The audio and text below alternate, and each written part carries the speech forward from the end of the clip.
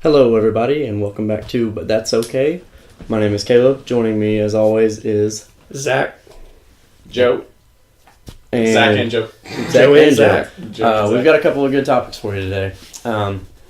My topic, we're going to go ahead and start it off.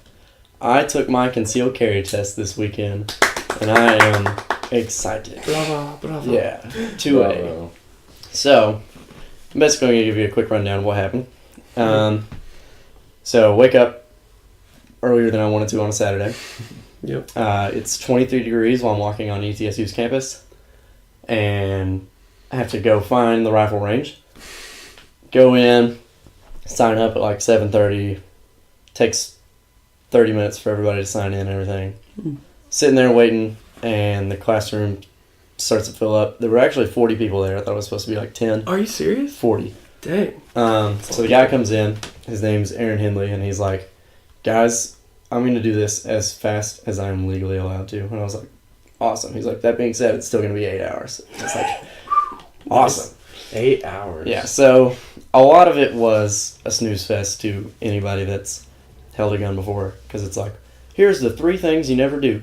Don't point a gun at something you don't want to blow up. Mm-hmm. Keep your booger hook off the bang switch until you're ready for it to blow up.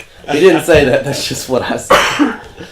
And he's like, also, if the gun is unloaded and there's no ammo in the room, you cannot shoot it. You will never shoot yourself. And I was like, okay. Wow, cool. Technically, yeah, these 3 rules. That's Yeah, he true. was like, if you follow these 3 rules, you'll never have a gun accident. And I was like, congratulations. If you don't buy a battleship, you'll never sink another one. I was gonna comment on. I love how all those safety precautions and anything like that. There's a reason those are put in there. Oh, yeah. There's a reason for because everything. someone Yeah. had to just be so dumb Mhm. that they had to put those in there. Yeah. You're like, that was a lawsuit at one point. Maybe that was a lawsuit Yeah. at one point. How Mhm. about this? Like, ugh, that boggles my mind that Right. people Yeah. won't know that. But there were some like really cool things. So he actually started talking about more of the Tennessee code annotated like actual laws and everything. And my favorite law that he told us about was, so if there's like a no gun sign posted or no firearms allowed, there's 3 things it has to say before you are legally not allowed to enter with your firearm if you have concealed carry. It has to say no firearms allowed on the premise. It has to say TCA 1359, 1351, or 39, 15, 1351. That's like the law number Mhm. Okay. for the concealed carry permit. And it has to have a black gun with a red circle slash around it. Yeah. If it doesn't have those 3 things, he said what's probably happened is like the business wants you to be able to have your gun there. They don't care if you have it, but they also want everyone else to think that they don't want you to have your guns there. That makes sense. But he was like, then again, if you walk in and you're showing your gun off being stupid and someone asks you to leave, at that point you're trespassing and you have to leave. Right. But he said the mall actually just put up signs everywhere except for Dick's, because Dick's is its own entity. But they put up a sign in front of every store in the mall. But they did the whole thing in white, including the gun circle slash, so it doesn't count. And he was like, legally, you can carry your gun in there and you will win that lawsuit 100 times. And I was like, that's pretty cool. Yeah, That is if you pretty have the cool. money to fight that lawsuit. Yeah. So if you have, like an establishment has to have all 3 of those, or like can it have like any mixture of 3 of those? No, it has to have all 3. So if it only has like 2 of the 3, you can walk in and be like, Yep. y'all didn't do your job. Another cool, I guess, good thing to know, but like I don't really think this is a cool thing. So if you're out and about somewhere, like hiking, and a field trip shows up, if there's at least one student, like active student, basically a child, at a place, legally, wherever that place is a school, and you can't have your gun there. Yeah. So if you're at Bays Mountain hiking and a field trip is there, you have to leave. Yeah. Or you have to put your gun away. Well, Right. you'd Well, have to, you go have to put it in take your your car. gun. Yeah. But like until you get off the premise, you're trespassing. Yeah. Wow, that is really interesting. Yeah, it was cool. But like, we had some excellent questions asked. My favorite was somebody goes, "All right, so you're at the mall, and this fella comes up and stabs you in the back," and he goes, "Okay, cool, you're dead." And he's like, no, listen, like you're survived, like you're laying there, and he goes, "Yes, bleeding out." And he's like, but you turn around and he's running away. Can you shoot him? He goes, is he going to harm you any more than he already has? He's running away. No, you can't shoot him. He's like, well, what if he's running into a crowd of other people with the knife still, and I think he's going to hurt somebody else? He goes, so you're bleeding out. You're going to shoot into a crowd of people.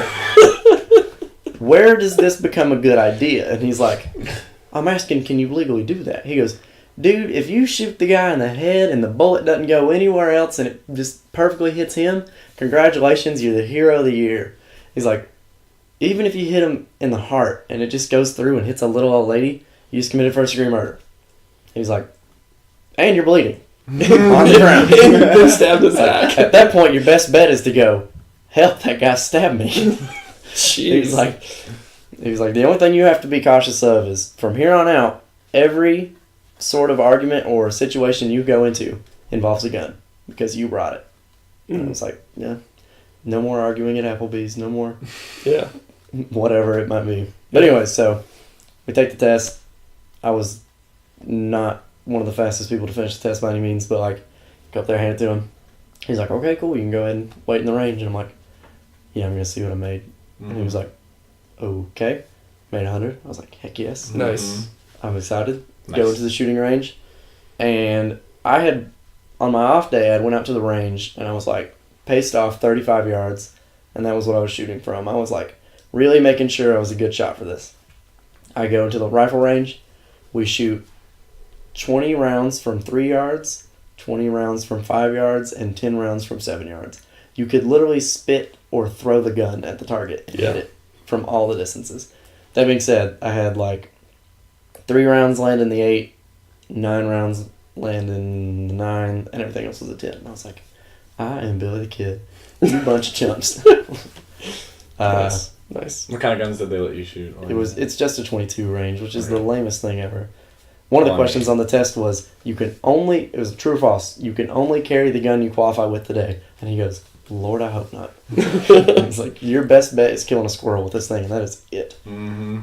But yeah, so made 100 on the shooting and the written. I had to wait till everybody else was done shooting. Mm-hmm. Get my certificate. I got to take it to the DMV. I have to get fingerprinted. Yep. So that's fun. And they don't even do the ink anymore. They literally just like print your finger. Mm-hmm. Oh, they It's scan really it now? cool. Yeah, they it's scan really it cool. and send it to Nashville, and they're like, "Yep, we'll let you know if you pass the background test." Yep. So that's the last test I have to pass. And what's the Are wait you time gonna on that pass? one? Oh yeah, I mean, I bought a gun in Tennessee, passed the background test. I mean, but I didn't know if you'd committed a felony or I something. worked at a prison. You can't work Well, at a I prison. don't know you. True. Okay. The wait time, they send out their actual permits on the 1st and the 15th of every month. I don't think I'm going to get it in 2 days. So more than likely I'm looking at December 1st. Nice. And it's going to be $100 for 8 years or $300 for a lifetime. So I'm just going to do $100 for 8 years, and then when I renew, it'll be the other $200 because I don't have $300 right now. Mm-hmm. That's fair. Yeah. That's So fair. yeah. Questions, comments, concerns. I think a lot of the questions stem from how dumb were people that were around you. Was it very surprising the amount of dumb? That is a good question. We had a lady load the magazine backwards. Yes. Like not put it backwards in the gun. No. Like loaded each individual round backwards. I didn't even think that was possible. What? Yeah. He's like, so no. This guy sounds hilarious. Oh, he was great. So there was one point. no. There was one point. He's like, okay, how many guns do I have on me? I raised my hand and I was gosh. like 4. And he was like, how many did you see? I was like, none. I just assumed you had 4 guns because you're an instructor. He was, I do have 4 guns. Good guess. And he's like, where are they at? And I was like, ankle, hip, other hip, shoulder holster. Like, that was just my guess. And he was like, no. I've got he pulls out a necklace that has a Derringer on it, a 6-shot 22 revolver. Jeez. He had a Glock 21, which is like the biggest Glock they make. It's huge, Yeah. but he just carries it to prove that it can be carried concealed. He had a gun with a little clip on it, made it look like a knife in his pocket, and then he had another gun on his other hip, and he was like, the reason I'm able to do this, I shop with this in mind. He's like, I buy my clothes 2 sizes too big, and it works. I was like, yeah, that makes sense. That's really cool. Oh, wait. One more story before I continue the comments and concerns. We did these, like, scenarios. They'd show us these super cheesy state videos where they'd be like, gun! Like, it was just weird. But they showed us one, and it shows a guy holding a knife. There's blood everywhere. He's pushing a girl back, like, by the throat. He's got her by the throat, choking her, and he's like, you're crazy. Get away from me. You're crazy. This guy hears it and just takes cover, shoots the guy. And he's like, what do you think? What do you guys think about this? And we're like, yeah, I mean, yes, he had intent to harm this woman. Like, he definitely had immediate access to do it. Her life was in danger, or he could have caused bodily harm. So, yes, he was in every right. He had the ability to pull the trigger legally. And he was like, yeah, so you guys think he did the right thing? And I was just like, he could have said, stop, like, drop the knife, anything. Like, you don't have to immediately escalate the shooting, but, I mean, technically he wasn't wrong. And he was like, yeah, correct. And then he clicks to the next video, and it shows the same guy and girl, no blood, and she's like following this guy. She's like, hey, get over here. And he's like, no, quit. You're stalking me. You need to get away from me. I'm going to call the police. She goes, no, don't worry. I'm not going to be following you anymore after today. Stabs him. Yeah. He pulls the knife out and pushes her away. And this was like a legitimate Tennessee court case that happened. And like the guy just sees the bigger guy with a knife, shoots him. The girl did like 6 years prison time, and the family of the guy that got shot sued the shooter for some settlement. But he was like, ask questions. He was like, I don't care if the only words out of your mouth are straight from Hollywood. If I'll be your Huckleberry comes out of your mouth, at least the guy stops and goes, what? Yeah, you should have more context to the situation. Exactly. Don't just the concealment carry is not something for you to just be like, oh, I'm qualified to just shoot something whenever I choose or whenever I please. Mm-hmm. It's more of you just need to know when to shoot, and I think that's something that needs to be more well known about just guns in general. I will say this. My personal opinion of the test was it was a cakewalk. I could have walked in there, not done any of the studying. I don't think I would have made 100, but I would have passed the test and passed the shooting. It scares me to think of how bad the people were in the classroom and how, like, the questions they were coming up with, and that everyone passed. We didn't have a single person fail. What was, like, the demographic of the people? You said there were 40 people in that class? Yeah, so there was actually one girl I went to high school with. Other than that, though, I think the average age was probably, like, 50. That does not surprise me. We had, like, 2 or 3 people in there that were, like, drawing Social Security. Oh, like, not a doubt in my mind. And I was like, dang. What in the world? Like, I don't know why now is the time for you to get this, but I mean, hey, you do you, man. Yeah. I wonder why they charge you. I wonder why they charge you. For the class? For the permit itself in general. Like, because the state needs more money. Yeah, the government selling you back any right that you already legally have is just their way to make money, and they give you a license for it. Yeah. Granted, I don't think you can say the same thing with, like, fishing, because I would like for there to still be fish in the lake. I would like for there still to be deer outside when I go outside, because if it was open season in southeastern Tennessee, people would be like, woo! Mm-hmm. Kill everything. Yeah.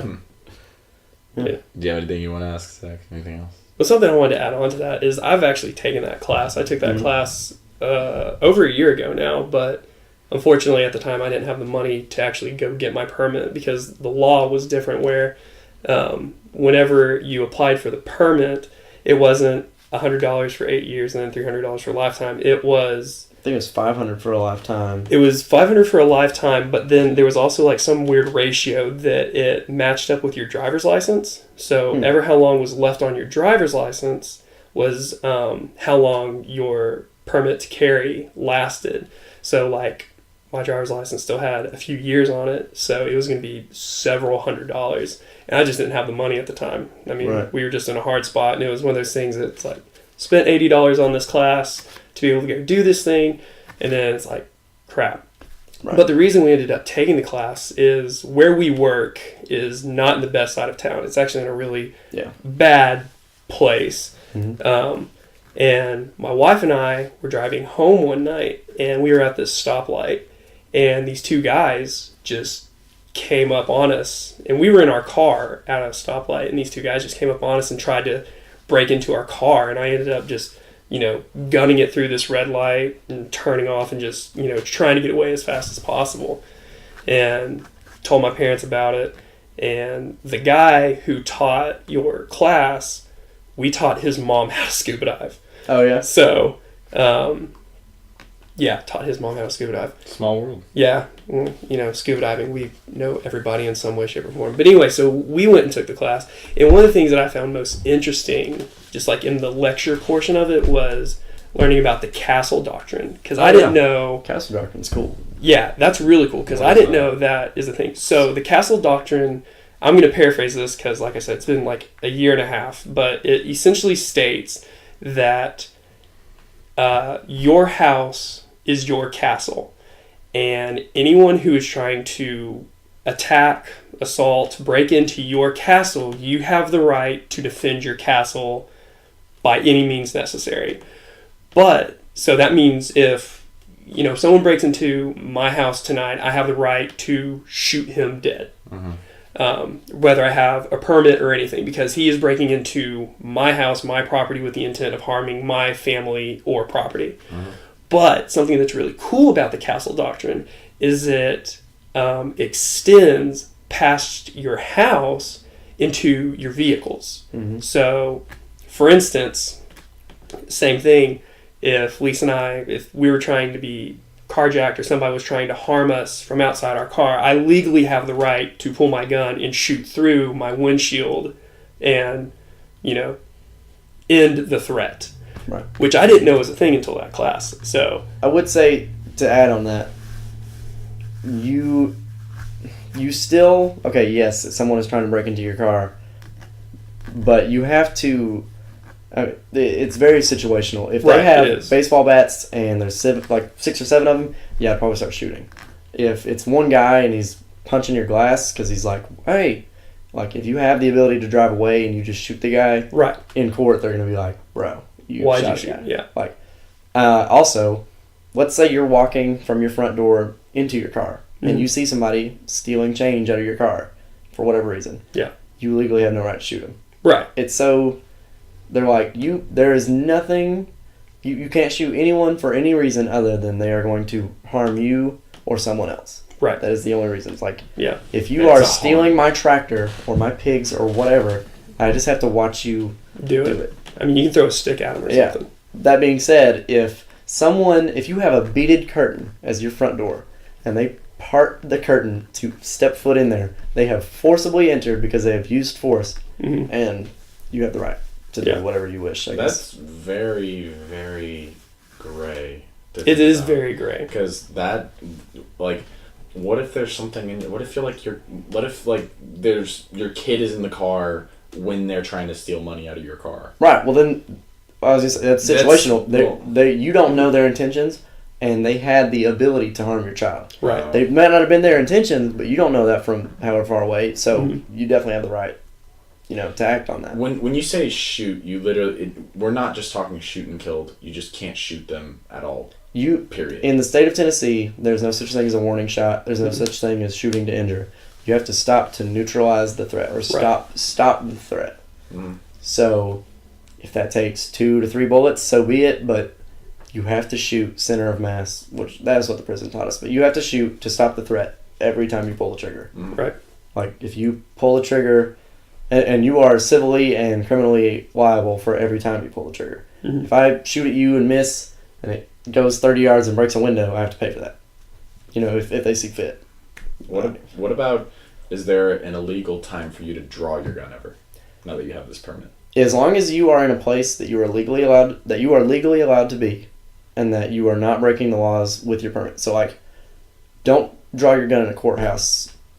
That's bad. You'll get shot. You will be shot immediately. Yeah. But, if we're in Walmart and somebody pulls a knife and I just pull a gun, I'm completely legal to do whatever I want because, he has a chance to hurt me. But, if he drops the gun and runs away, or drops the knife and runs away, cool. I just resolved the threat. I didn't have to pull the trigger. I just put the gun back. That being said, every time you pull the gun, you call 911. Because if I just go, okay, well, cool, whatever, problem solved, free knife, and I get back in my car, that guy's going to call 911 and be like, this guy just pulled a gun on me. Yeah. And then all they know is that they're looking for a guy with my description who has a gun. And and they're gonna find me, and I have a gun, and it's like, hey, you're dumb, get on the ground. Yeah.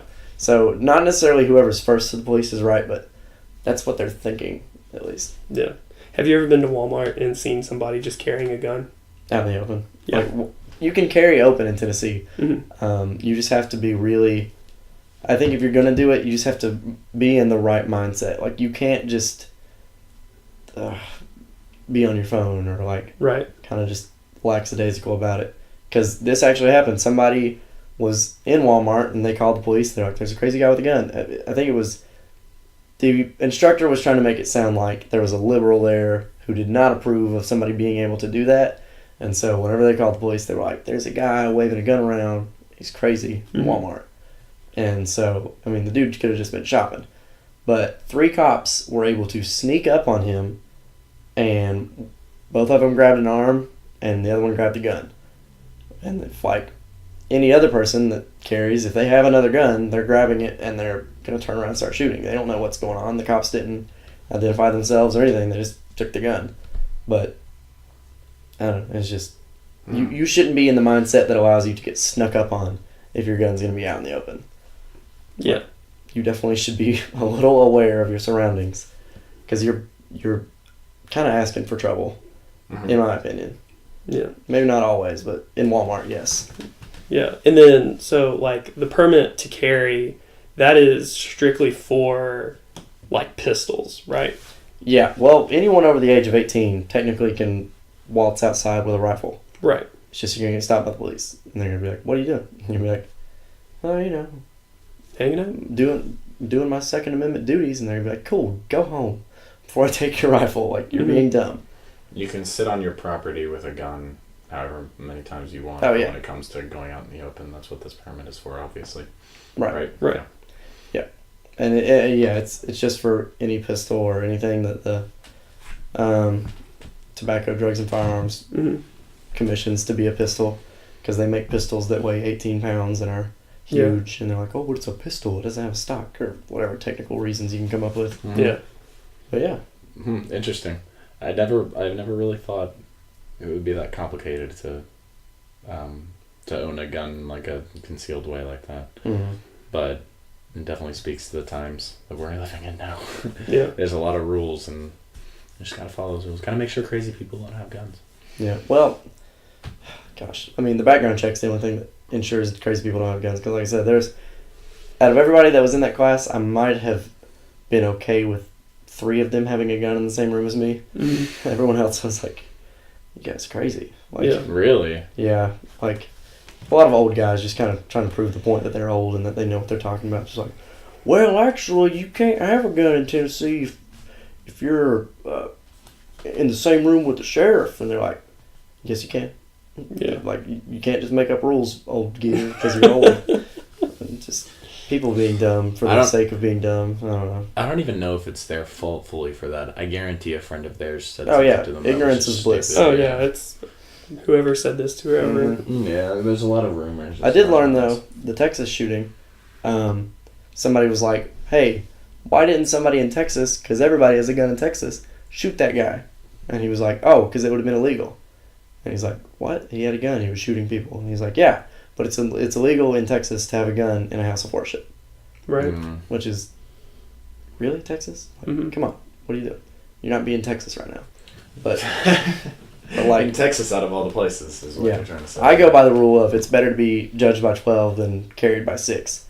Yeah. Like, I would much rather plead my case in front of a jury of, yes, this is why I had a gun in church, and hey, look, I did a good thing, than here lies Cale Bryce. He didn't take his gun to church that day, and yeah, whatever the case may be. Oh man, that is so polarizing.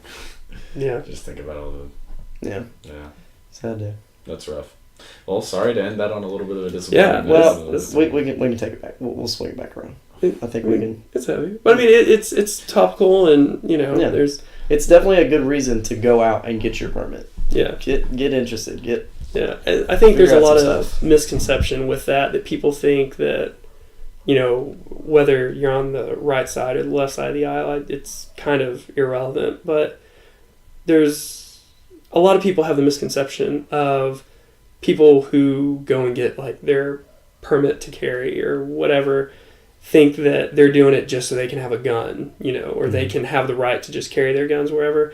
And 90%, probably 95% of the people who go and do that are probably like you and me, that are just like had a moment of absolute terror and fear in their lives, where it was like, there's nothing I can do to keep me and my family safe. Mm-hmm. So I know that I can go do this and have a better chance of keeping my family safe. Because, I mean, the next time I go and take the class, like, I'm going to get my permit, and my hope is I never have to touch the thing, except when I go to the range to practice. That's the only time. Mm-hmm. Like, I can't imagine there's too many people out there that wake up every morning going, man, I hope someone steps up to me today. Right. Those are the people you have to watch. The hope is that you put it on first thing in the morning, take it off when you go to bed at night, and you repeat that process until you die. Yeah. Like, that is the only putting in and taking out of the holster that you ever have to do. Yeah. It's just, I'd rather have an umbrella if it's going to rain, regardless. That's a good point. Yeah. Well, speaking of guns, moving on to something that is a little more on the enjoyable side of things as far as leisure and activity and fun. Wow, guns aren't a leisure and fun activity. It better not be. Caleb, what are you talking about? This guy over here. I think going to the range may be, but what we were talking about, the that legal is not side a of leisure it's activity. not a leisure activity, but we can talk about the shooting of guns. We can talk about fun. Police code and gun laws and all that stuff if people want us to. No, negative. No, negative. Negative. Okay, well, speaking of guns then. How about some old guns? How about some old guns? Speaking of old guns, last week we got blessed with a new Call of Duty game called Call of Duty World War II. I don't know if you guys have ever heard of this. It's a super original concept, very based off of the Great War, the second time around. Anyway, Call of Duty. War, the sequel. Yeah, Call of Duty got its bread and butter from World War II, and then they decided they were going to go Modern Warfare, and then Advanced Warfare, and then Infinite Warfare, and then they were like, what's after Infinite Warfare? Well, that's Halo. Halo. That's Halo. Yeah. And they were like, well, let's go do this World War II thing again. And so they did it. Neither of you have played it, have you? No? I Joe? have. You played it a little bit? How much have you played? I've played like one match. What? So you haven't played any of the campaign or anything? No. Okay. The most I've heard about the campaign is that it sucks. Oh, see, I have a buddy named Derek. He lives in Texas, and he hates Call of Duty, but he plays it all the time with me because that's our thing. That's what we do. We complain about the games that we play for hours on end. But anyway, he didn't like the campaign either, but I really liked the campaign. It's World War II. There's only been like 20 some odd games about World War II, and there's a finite amount of information to go over. But for me, they seemed to be able to do something that was fresh and new as far as the storyline went. For the Call of Duty franchise, not necessarily other franchises, but they explored some different battles, went into more of like the French Resistance and sort of a little bit of the British and American interweavings of the French Resistance, which was pretty interesting. But anyway, so the campaign was pretty solid. The funny thing about the campaign, though, is it has this weird sense of everything is constantly falling on me, but thankfully I moved 3 seconds earlier before something fell on me. Like, every single campaign mission has this, like, cutscene of, like, I don't really want to spoil anything, but, like, a tower's falling literally on top of you, and, everyone around you is dying, but it's like, oh no, I rolled over, or, this bunker is falling off this hill, but I just happened to move my head to the left as, like, a MG42 went flying by my head, and just, like, weird things like that, where, like, the first couple of times it's cool, and it's like, is this guy actually in the Matrix, that he's, like, able just to, like, miss all this What a stuff? blown opportunity for a quick time event. Yeah. Well, they have, Come like, on. yeah, they do have a little bit of quick time events, but they don't overdo it. So underrated. I love them. You like quick time events? Oh, yeah. See, I hate quick time events because, like, I always get sucked into the cutscene, and then I don't realize there's a quick time event happening. So then, like, my character will die or whatever, and I'm like, gosh, dang it, I gotta Kicks go you through back this to, again. like, 30 feet before you get to the end of the so I have to, level. like, you know, like, push up this hill again just to activate that cutscene and all this other crap, and it's so annoying. Yep. That's fair. But right now, the missions, there's 11 missions, I think, and I've put about probably 5 or 6 hours into the campaign, so it's probably going to like end up being about a 7.5 hour campaign for me to go through it. And I'm definitely not the hardcore gamer that I used to be. I'm very much so more of a leisurely gamer. So 7-hour campaigns, you know, right at what I'm looking at. So it's good for about 3-4 sittings to sit down, play a little bit, not overdo That's most Call of Duty campaigns. Yeah. I don't want to cut you off, but has there been have you seen any flying devices in this game yet? Flying, like what kind like of a helicopter or airplane or anything like that? Well, yeah. Okay. Yeah. There's actually, like, I'm sorry. Go ahead. Since Modern Warfare 2, Yeah. you're running through the favelas, so he jumps off the top of the roof, lands on the ladder. Yeah. You know, just barely. They've had a ladder jump catch awesome moment in every Call of Duty since that one. I just want to know if they put it in this one as well, because apparently it's like their staple. I don't think so. I mean, not yet, at least. Yeah, like I said, I'm at the Battle of the Bulge right now, so I'm in the Ardennes Forest doing that thing. So there's no ladders anywhere. Yeah, I don't know why they do need to. I mean, there's a church tower that you go up in one mission that I was talking about, where like the tower like falls on top of you. So, I mean, you fall off a ladder, but you don't really like jump onto a ladder. Well, that sucks. Yeah. Oh well. Rest in peace. Yeah. Helicopters. Yeah. Oh well. But That's pretty cool. It is pretty cool. It sounds like it's fun. It's a lot of fun. You know, for someone who's not like a hardcore gamer like I used to be, like it's refreshing to be able to be like, man, I remember playing Call of Duty 2 and the first mission's like Point de Hoc and you got to scale the mountain. It's not like the classic D-Day invasion where you're running up the beach. This one had the classic running up the beach and there's people just flying everywhere and all this Left and right. other business. But one of the things that was really cool with the Battle of the Bulge mission that I haven't noticed or paid much attention to in any other World War II Call of Duty game is the Germans are making a counterattack and you have to run over to this shed and there's a field phone and you're calling for air support and they're like, we're currently engaged, you know, once we clear this up, we're 2 minutes out.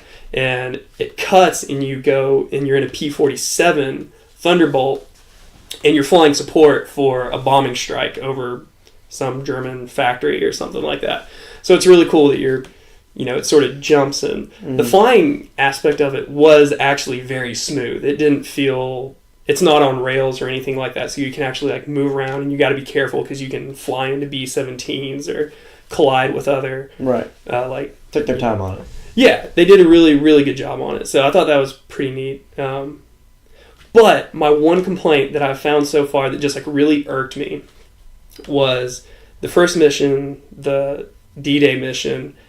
You have to storm the beach and they have the bombs to blow up the seawall. You blow up the seawall and you start clearing out bunkers and making room for more troops to come up the beaches. Literally, as soon as I walked in the first bunker, you know, you have to kill like 2 or 3 Germans. I walk over and they didn't have like a Kar 98K, didn't have an MP40, didn't have an MG42.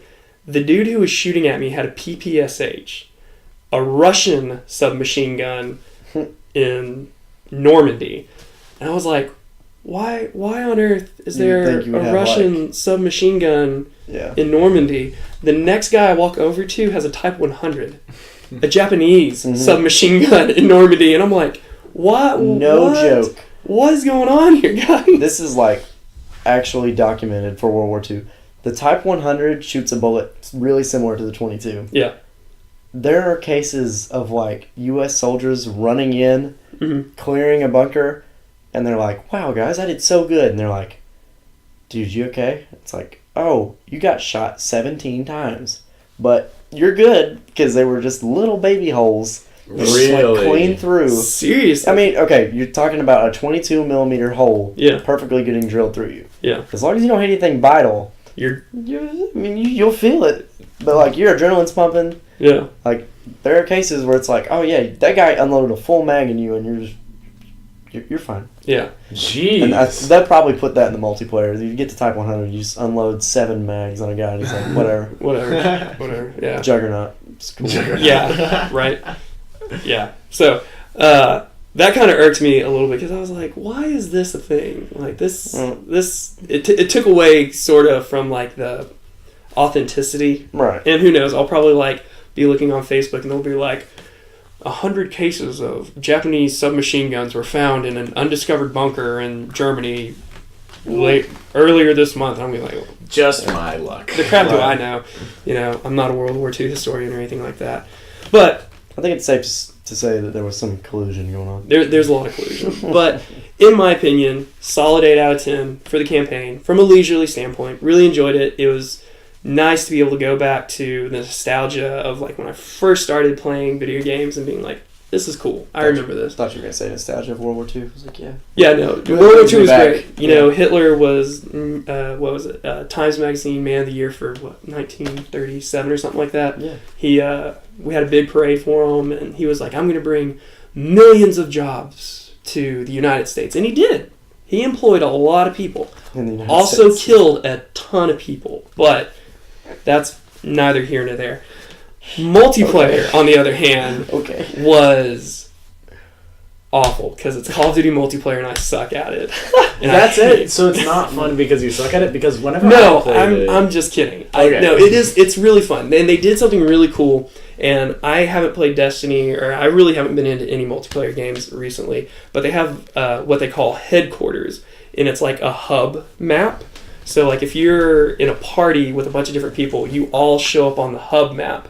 And you can like run around and like customize emblems, and you can customize your guns, and there's a firing range where you can go practice on your rifles. That's cool. And like you can go there like with your like 3 or 4 other friends and practice like the different modifications and attachments, things like that, which is really, really cool. And it helps like you can customize your character so you can actually see your character instead of just like when you get shot and he falls to the ground, it's like, oh yeah, that is kind of a cool camo or whatever. It sounds a lot like Battlefield 4.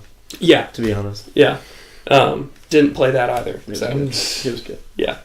But I really like that. And the score streaks were really, really cool. They, it's... Vehicles. It's Call of Duty now, so they have to have 1 million different score streaks, or 21 different score streaks. Can you still get dogs? Huh? Can you still get dogs? No, but instead of dogs, you can call in paratroopers. So 3 CPU paratroopers just fall into the map, and they just fight for you for like a minute and a half. I wonder if it's like random generated like AI level. Like it's just like you have 2 really good guys and 1 guy that's like shooting in the corner for 20 minutes. Yeah, I don't know. The noob. Yeah. It's like, what are you doing? Know. But like on the hub map, there's like a place where you can go and you can practice score streaks. And so you can like go through every single one of them and practice them. And they have fighter pilot strike runs, so you can that's cool. Little strafing runs. Yeah, a strafe run. That's what it is. So you can fly your P-47. You just get like 1 run through the map, and they have carpet bombs and they got flame bombs. And the coolest one, like the classic Modern Warfare AC-130. Mm-hmm. Instead of that, since it didn't exist at the time, B-42, and you're in the back gun. No, B-17, and you're in a ball turret on the bottom of it, so you're just sitting there cool. with the dual 50 calibers. Yes, that's exactly so cool. And it's so like it really doesn't make any sense whatsoever because like those things are flying at extreme altitudes, but like you're in the ball turret just like looking at all these guys. But it's super, super cool. Like it really is neat. For those different score streaks in there? Do they have an overpowered gun in the multiplayer? Since I only played one, it just came out. It has to. I'm sure it does. I haven't experienced anything that's like really frustrated me where it's like annoying. The M1 Garand is still a 2-shot kill, but I literally haven't ran into anyone who's using it. M1 Garand. It's like probably my favorite gun ever. Yeah. Call of Duty World at War, everybody knows the MP40 was the OP machine gun because it was like a 2-3 shot pop. It was a 2-shot to the toe. Yeah, and you were dead. Yeah. Which was so stupid. Yeah. I haven't seen anybody with an MP40 yet, so the games I've been playing have been really evenly matched for the most part. Right. So I haven't seen anything that was too OP there aren't no perks.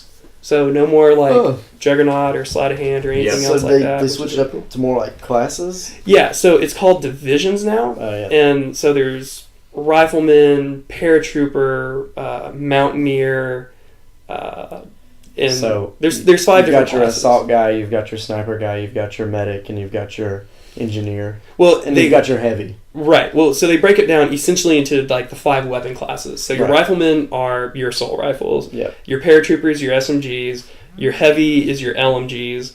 Then you have Mountaineer, who's your sniper. And then you've got a shotgunner. Right. Exactly. And they all have like their own. So like in those divisions, you get divisional perks. Mm-hmm. So and there's 4 different level. So, for instance, I'm playing Rifleman right now. And I'm a level 2 Rifleman. So, level 1 Rifleman, your perk is you get a bayonet on the end of all your assault rifles. So, your melee attack, if you don't have a bayonet, is just like hitting someone with the butt of the weapon. Yep. So, it's not a one-hit kill. It's not lethal. Right. But so, it's a 2-hit kill to kill somebody with the butt of your weapon. But with a bayonet, you can do a bayonet charge and run up on somebody and stab them. I think a lot of first-person shooters are going to more that style because Battlefield 1, that was how theirs was set up. The new Battlefront 2, the beta that just came out, that was how theirs was set up. And this one, is it like you'll have one person will have like a grenade and some other tool, like the sniper will have like binoculars and a little something else. The heavy will have C4 or whatever. No. Okay. No. So you can So everybody, so just because I'm a rifleman, I can use any gun I want. I can use a sniper rifle, or I can use a shotgun, or an LMG, or an SMG. Okay. But they won't have bayonets on them. It's just my assault rifles that'll have bayonets on them. So I'm a rifleman too. My second tier perk is an extra attachment. So I get to have 3 attachments on my assault rifles. But I can still use any primary weapon I want. Does it have the really bad World War II style red dot sights? where it's just like a reticle. It's literally just a piece of glass with like a marker red circle drawn on it. Yeah. You're like, all right. Sure. this works. Billy, if it keeps you alive, I don't want to hear about it. It's like, exactly. Okay. Exactly. What about, do you see, are the quick scopers back? Oh. I haven't seen that yet. Okay. And it's really, I haven't figured out sniping with it, but it's different now because for some reason, when I'm a rifleman and I'm using a sniper rifle, I can't like focus or like hold your breath. So you can't steady the rifle, so it just sways. There is no way the rifleman's, or not the rifleman, but the mountaineer, I guess. Yeah. Perk. Yeah. So I think that might be one of their perks, or maybe it might be, they have these other things called basic trainings that are just like different little skill sets. So for instance, the one I'm using right now is called persistence, I think. And what it is like, every time you get score in the game, it adds to your kill streaks, or your score streaks. They're not kill streaks anymore, they're score streaks. So, but like when you die, it cancels it out, so you have to restart gaining score for your score streaks. Well, with persistence, it gives you a second chance on it, I guess. Well, it allows you to just keep accruing regardless of how many times you die. But the catch-22 to it is you can only use your score streaks once per match.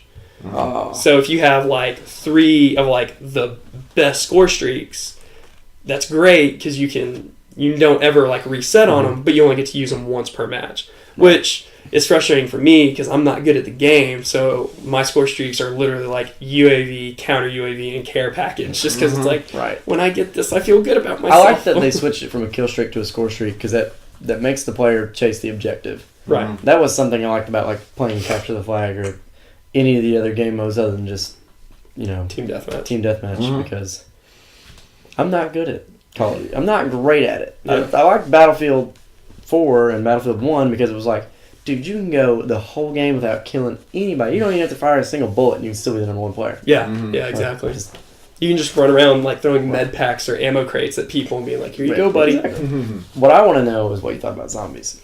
Okay, so I am a die-hard fan of Call of Duty Zombies. Yeah, it doesn't matter which version of it. I love it. I've always loved the horde modes, the firefight modes, just like anything like that. That is just my game because it's cooperative. I'm not really big on the the fighting against your friends, I'd much rather like get 3 of my best buddies and we go hop in a match and do the cooperative. So zombies are a lot creepier now. Like they've done a lot more work on, instead of just like the basic, this is a horde mode, you're fighting zombies are trying to eat you. Because they arcaded it up a lot in Battlefield 2, or in Black Ops 2. They were like, great big glowing blue eyes and exactly really scary. Well, they were still really basic with Black Ops. This is arguably like this could be made a separate game almost. The zombies could be made a separate game if there wasn't just one map. That could be a separate game, right? And there'll be they always have a season pass, so there's going to be 4 more zombie maps that are added on to it. But Kino Daredevil better be on there. So dude, that is classic. But so they really worked on the story a lot more. There's always been the underlining story, and like that was thing really is good. Complex too. Yeah, like World at War, where you like the story was driven by the Easter eggs you had to find. Like shoot this one egg that's in the middle of this water that changes from like side of map depending on which wave you're on and things like that. This version of it, they were very direct about the storyline. Like they were like, because there's a prologue that you can play, and then there is the actual first map called the Final Reich. And I haven't gotten to play all through the prologue because I started playing it at midnight, and literally the first zombie you encounter is a jump scare, and I was like, done. Not doing this. Like, I can't handle this now. This is not a midnight game. No. That's exactly what I was thinking too. Yeah. But they've really done a great job on the zombies because like the original Nazi zombies, it just looked like dead German soldiers that had been resurrected from the dead. And then, Advanced Warfare and Black Ops, they did weird things like they had 80s zombies and, zombies in space and trench zombies and different things like that. They were a little more cartoony, a little more silly, funny, arcade-like. These actually look like dead German soldiers who were experimented on. And then brought back to life. So they look gruesome. Please tell me, I've not looked into it at all, but please tell me the plot line for it is Midnight Oil. I have no idea. Oh, Midnight Oil was this German plan that they were like, it's basically Red Bull, but soldiers can stay up for days on end. And what they accidentally did was just brainwash the personality out of the person. So he's brain dead, but still standing there holding their rifle. And they're like, we did it, question mark. Yeah. I really wanted that to be the case, but never mind. That would be really cool, but it is not the case. Right. So I don't really know. They explain a little bit in the prologue cinematic about how there's this artifact. So what it is you're a squad. There's 4 people in your squad, and you're just not Monument Men. There was a World War II movie that came out a few years ago, and they were the soldiers who were tasked with going and Saving Private Ryan. Not Saving Private Ryan. Not Saving Private Ryan, but they were tasked about going and finding stolen art and artifacts that the Nazis had taken. Oh, I know what you're talking about. I don't know what it's called. I can't think of the name of that movie. But anyways, that's what you are. Anyway, you are a 4-man/women squad that go and find artifacts and bring them back to the English, so they can keep them until the war's over and then redistribute them where they are supposed to go. Right. And there's this artifact that they say is bringing soldiers back from the dead or keeping them alive longer than they should be. So you're tasked with going and finding this artifact. Anyway, you're in a train, and the train derails, and you get lost and separated from your companions, and you got to find your way back. And then a zombie jumps out and scares you, and I was like, no. So outside of that, I don't know what's going on with the prologue. That goes out of here. No, just doesn't even flinch. Just holds down power button off. I was done. Forget this. Did you actually jump? I did jump. I did. And in the Final Reich, the actual zombies map, they have jump scares in every section. So when you start out, there's you start out in this alleyway, and there's 2 or 3 doors you can open. There's a couple of weapons you can unlock. You take 4 steps, and a zombie jumps from the rooftop and lands right in front of your face. And I was punch. Yeah, exactly. But it's really like the whole map, you can definitely treat it like a horde map where it's just like constant waves of zombies that get harder and harder. But you really got to progress the map forward. So there's like these little side things, and the game is very good about telling you like, hey, go do this. These sounds are like your more objectives. of an objective-based thing instead of just survive. Yeah, exactly. Which is it. I like that for this because the old like Advanced and Infinite Warfare zombies, they were very much so like, hey, survive, but you're going to have a lot more fun if you'll figure out all of the secrets we put into this game. Right. And this version is very much so, you still got to figure out the secrets, but we're going to help you find those secrets a little bit more, which is better for me because I am not one of those Easter egg hunters that can just go and be like, wait a minute, this teddy bear is here. I saw it before in a Call of Duty game 8 years ago. I'm going to shoot it and activate a secret song that's going to do whatever. I'm one of the people that's like, you give me any free liberty at all in a video game, and I'm like, can't figure this out. Yeah. Like, Fable. Where's the instruction book? Fable is not my game. Like, any game where it's like, you, man. I'm like, no. Where do I go? What do you want me to do? Like, as they're letting go of your hand, you immediately snatch it back and go, wait a minute. It's equally as annoying in like an Assassin's Creed game when you're like, I'm going to climb this building. And they're like, no, you're not. Ceiling. No, you're not. Yeah. Like, but I thought I could go anywhere. Dang it. Ubisoft. Ubisoft. Yeah. Go up. Go up. Go up. Jumps. Oh my gosh! Jumps backwards 80 stories. I have to that his meme. death. Joe, I'm sending it to you. Yeah. No, you've already. That's what I'm referencing. I'm referencing that meme. Yeah. Anyhow. Yeah. So anyway, one more thing about Nazi zombies that's really neat is sort of the division aspect from multiplayer they carried over into zombies, but it's not necessarily divisions. It's more of the Battlefield-esque of medic, assault, support, things like that. More, you have a job. Right, exactly. So the primary weapons all stay the same. You know, you start out with a pistol, and you can buy weapons off the walls or whatever like that. By the way, anytime you say 1911, you have to put your right hand over your heart, hold your left hand up, and go John Moses Browning, because he invented so many beautiful things for us. Yeah. Anyhow. It's true. Anyway, but what's really cool is, so I always play medic class. That's just my thing. I love being that kind of support. Need a little revive. That's what oh my gosh. That was so good. That's classic. It makes me miss those zombie days. And then whenever I looked at this new one, I didn't get to play it yet. I've only seen a friend play it. But looking at that compared to just the complete structure that Black Ops and World at War, Black Ops 2 put on zombies, trying at all to emulate that, or even go off of that, is really hard just because of that. Like you hear things about that, you immediately know where it is. Yeah. Whereas with this one, they're trying to make their own thing.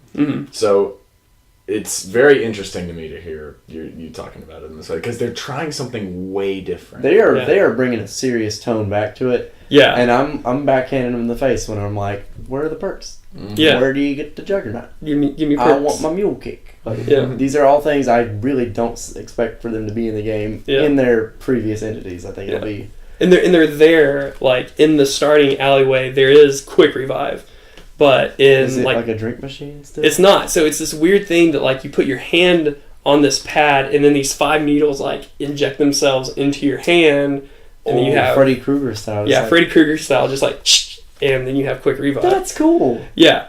And then German engineering. You go into the next area, and they have like what looks like you would think would be like Juggernaut, and it's armor.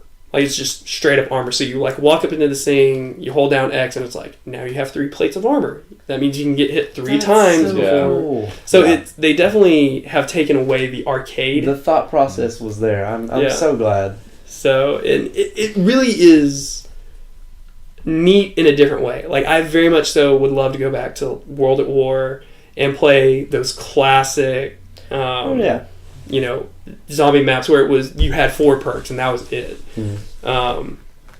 But this is really cool, and I think they're doing a really good job with it. I'm excited about the DLC that's coming out for both multiplayer and zombies, because I think this zombie story, once I actually get to play it some more and actually learn more about it, I think it's going to be really, really good. The multiplayer, I just love World War II. Like, I think it's just like, it's a fascinating area, so it's really cool to see the maps they're going to add. And there's not that many guns in the game, and they left out like really iconic guns from the multiplayer that don't pop up anywhere, so it makes you think that later. Right, exactly. Yeah. Rest in peace. But yeah, it's like, I've only gotten to play it, I've probably sat down and played it 4 or 5 times, but I've gotten to play a little bit of everything, and I'm really, really enjoying it. Like, it's definitely going to like hold me over for a while. Would you give it 8 out of 10 Hail Hitlers? No. No, I will give it 8 out of 10 Rosie the Riveter. That's what I'll do. 8 out of 10 Rosie the Riveters. Yeah. Cool. Yeah. Well. Great job. Yeah. Great job to the Call of Duty people. Call of Duty people. Yeah. You did it. You know what? Took you a while. Good job, everybody. I miss the good old days, but I'm glad you're bringing back the good old days. Everybody was giving you crap about going back to World War II, and you were like, you know what? This is the bread and butter. Let's go make some more bread and butter. And you did that. And I appreciate that. How is this going to affect the Call of Duty franchise from here on out? Where is it going to go? EA Sports, or not EA Sports, EA SRB, whatever. They specifically say every time that they're going to rate a game, every time they're going to view a Call of Duty, they view it as its own entity. They don't look back at any of the other ones like, oh, well, this one was better here, this one was better. Mm-hmm. Granted, people are still going to want to go back and play the other ones, but you have to give it the clean slate. You have to go. I wasn't trying to make it like... How does this one stack up? How does it I wasn't trying to say that this one was going to full on impact, like, just in general, like, compared to the other ones. Like, I wasn't talking about the past ones. I was only talking about from here on out, now that this one, I think, has had more commercial success than a Call of Duty has had in the past... little bit. 4 years? Mm-hmm. Ever since it Blops 2, it's only just gone downhill. Yeah. And I wonder what the conversation is going to be from the higher ups. Are they going to say, okay, this game sold decently better than the other stuff? Is this it? Like, is this just the nostalgia train for everybody and then they're off? Do they want to go back to the futuristic? Do they want to do this, that, and the other? Like, it's really weird to me to see that something so nostalgic being brought back, and then where do you just go from here? I think it's a general audience change, for sure. I don't think, yes, you're going to have the 10-year-olds playing this game that shouldn't be, but I think when they released this one, that was not the target audience. They weren't trying to get the little kids to come out and play, especially not if the zombies is scarier or whatever, and it sounds like it's a little bit more intense of a campaign. And there's definitely plenty of gore. I mean, there's scenes where you see people literally getting ripped in half, heads and arms are being taken off, and there's tons of foul language. So, I mean, it's a very much so mature adult game, but it's not like insanely vulgar. Like, it's not vulgar for the sake of vulgarity. It's, it's very much so how I would imagine. Right.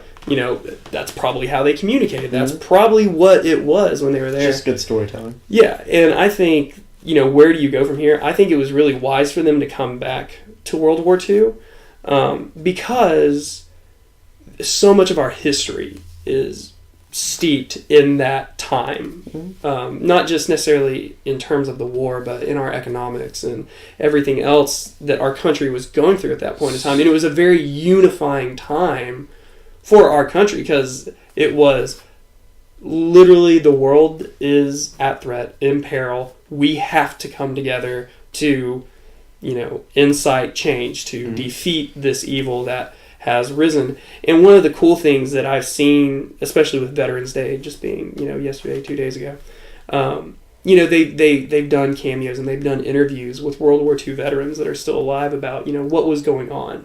What was your part? What do you have to say? What is your story? Tell us your story. And I think that goes a long way, because people want to be heard. People want to know. There's a lot of value in going back and looking at this stuff, because we don't need to forget it.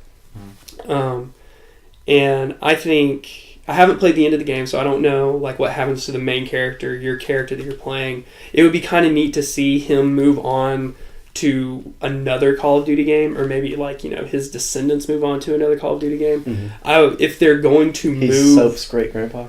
yeah, exactly, that'd be awesome. Soap. McTavish. McTavish, Bryce, get over here. Anyway, They pulled a Battlefield 1. they pulled a Battlefield They did. 1, but it's really, but Call of Duty World War II is good. I appreciate what they've done. I think they've gone back to, we're going to make a good game instead of, we're going to make a game that will be on esports for the next however long. Yeah. People like competitively playing this game for forever. I think that's still your Infinity War. I think this is, hey guys, come view this beautiful game we made for you all. Mm-hmm. Yeah, it feels like they Come invested play a lot more in the campaign than necessarily reinventing the multiplayer. Because the multiplayer feels like Modern Warfare 2, Modern Warfare 3 multiplayer, which is really nice. Mm-hmm. But I think it would be wise for them to not stay in like the World War II era, but move slowly forward. Yeah. That way it's relatable. I think that's where they lost people in kind of the Black Ops, Advanced Warfare, Infinite Warfare, is it's completely unrelatable. I mean, yeah, it's a cool thought process, but that's not what Call of Duty was built on. Call of Duty was very much so built on, hey, we are going to tell a story in this medium, in video games, about real people, real sacrifice, and for teenagers and kids and young adults, this is going to be really, really cool, but at the same time, you're going to, like, you learn a lot. Mm-hmm. Like, you don't even realize how much you learn, but kids learn a lot from these games, and there's a lot of respect to be learned from that as well. Mm-hmm. And I think Call of Duty does a really good job with that, especially with the Call of Duty endowment that they've set up to help support veterans and things like that. Do you think they could do something having to do with today's times? Like exactly now? Something Korean related? Maybe something that could happen like 5 years down the road, something like that? So, like, they easily could. I think near future? yeah, literally like our current. I think that was what Modern Warfare 2 was kind of like a play off of. I think they were kind of like, guys, we really could have had this happen. Yeah. Like, this was not too far off. I mean, we're talking that everything in that game was, these are the top of the line guns at this moment. Mm-hmm. You know, we're trying to base everything off of right now, or if not in the very near future. And they did a very successful job. Yeah, in my opinion, game that's is the one of greatest. best, Yeah. I think they could definitely try that again. You know, that I don't think they can come right out and say Kim Jong-un is the bad guy in this game, but I'm sure they said Hitler was the bad guy in this game, so. Yeah, well, and Homefront did that. Like, I don't know if you all ever played the Homefront games. I mean, Homefront, the whole point of that game is the United States gets invaded by China. Homefront is the movie Red Dawn, but video game. Yeah, pretty much. Mm-hmm. Yeah. And they're like, I'm not going to send you to the wolves. And she's like, Mr. President, we are the wolves. Yeah. It looks cool. Yeah, that's really cool. Yeah. I think that's their next step. I think that's the wisest next step. Yeah. Right. It would be interesting. I'm not sure that's something... I don't know. It's very interesting. The Homefront franchise is very weak. Oh, yeah. The first game was fun. The second game was tedious, but had a lot of the same kind of fun aspects to it. But it's very much so a jarring game to play, because I think it's our culture. Like, Americans never want to be the underdogs. You know, all these games we play, like Call of Duty, whether it's World War II or it's Vietnam or Korea, World War I, anything else like that, we're always the attacker. You know, even if it's a Pacific theater where, you know, we are attacked on our home soil, you know, it's always spun very much so in a, we've been attacked, but we fought off the invaders, and not only did we fight off the invaders, we immediately went right back at them. This is a very dark, like, guys, we're losing. We're losing bad. Yeah, exactly. So that's a hard game. That's kind of a hard game to sell. Back when... But I think Call of Duty already has the fan following. Call of Duty can literally send out a CD-ROM of the number 1 and number 2 producers singing for 20 minutes, and half the population will just be like, did you see the new COD game? Listen to it for like 20 minutes today. I don't know. I don't think it has that much of that as big as it used to be. Right. We can talk about that some other time. But when it comes to just the future, it is kind of interesting that they would come from two separate demographics. I think that they should do something that's more related now. People want to live in the nostalgia. I think it was a good step back. Yeah. I don't know. I definitely think you're right. I think moving forward, if they were to do one sort of current date, or maybe, hit Vietnam one more time first. Kind of walk us back into the 20th century, but yeah. I think the real reason that I would avoid, I mean, if Call of Duty made a game like that, of course I would buy it, because I'm a Call of Duty fan. I'm gonna buy everything they put out. See, Joe? I don't know. But my argument against I haven't bought a Call of Duty game in almost 5 years. Black Ops 2 is my last one. Same. Yeah. I mean, if it's called Call of Duty, Halo, or Star Wars, I will own it. That's just I'm a fanboy. That's how it is. But like I said, yeah, that's depressing. But my point was, I would be less happy with a game based off of our present / near future setting, because it would be, when I play video games for entertainment purpose, to escape my current surroundings, my current circumstances, whatever that is. And for me, playing a Call of Duty game, like, yes, that was a real time, but it's very much so not now. It's in the past, and I can play that and be fine with that. Halo is Halo. It's futuristic. It's completely science fiction. And then Star Wars is Star Wars, things like that. It's very much so entertainment for the sake of being able to get away and not have to think about, whatever it is that's current that would be impending or stressful or anything like that. Mm-hmm. With that being said, I would still buy it. Yeah. Here's my $60. Play the heck out of it. Get all the achievements. Life goes on. Yeah. All right. Does anyone else have anything else to comment on? No. Sounds like a fun game. Yep. All right. So thank you so much for listening to our 4th installment of the But That's Okay podcast. For Caleb, Zach, and Joe, we're all going to sign off for tonight. And, thank you for listening. If you liked it, be sure to leave a like. And if you didn't, just remember, but that's okay. Okay. Bye, guys.